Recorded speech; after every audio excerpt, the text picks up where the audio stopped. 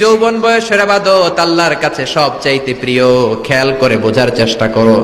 যুবক বয়সে যদি গভর্নমেন্ট সার্ভিস করো, বার্ধক্যে উপনীত হলে পেনশন আছে না নাই? অনুরূপ ভাবে যুবক বয়সে যদি ইবাদত করো, বার্ধক্য অবস্থায় ইবাদত করতে না পারলেও পেনশনের হিসাবে তোমার আমলনামায় সওয়াব দিয়ে দিবে কে? এজন্য যুবক বয়সের ইবাদত আল্লাহর কাছে প্রিয়। মসজিদ তখন ধরে যখন আর কাজ করার সুযোগ নাই। মসজিদে তখন যায় যখন কেউ চাকরিতে নেয় না। মসজিদে তখন যায় যখন ঘরের কেউ তার সাথে কথা বলতে চায় না, মানে বয়স হয়ে গেছে 70।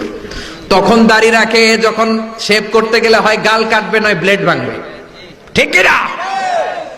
এজন্য যুবক বয়সে মসজিদে যাও। এখন তোমাদের রক্ত গরম, যা চাও তোমরা তাই করতে পারো। যেই মুরব্বী বাবাদের দাড়িগুলো পাকা হয়ে গিয়েছে, তারাও তোমাদের মতো ওই বয়সটা পার করে এসেছে, ঠিক কিনা? দুদিনের দুনিয়া, অল্প কয়েকটা বছরের ব্যবধানেই তোমার চুল পাকতে শুরু করবে। তোমার এই রক্ত গরম শরীরটাও ঠান্ডা হয়ে যাবে।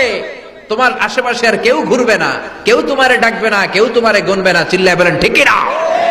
এজন্য কিয়ামতের দিন বিশ্বনবী বলেন, বনি আদম 5টা প্রশ্নের উত্তর না দিয়ে কেউ পা নাড়াতে পারবে না।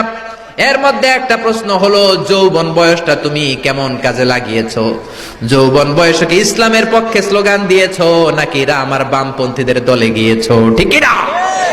যৌবন বয়সে কি তাফসীর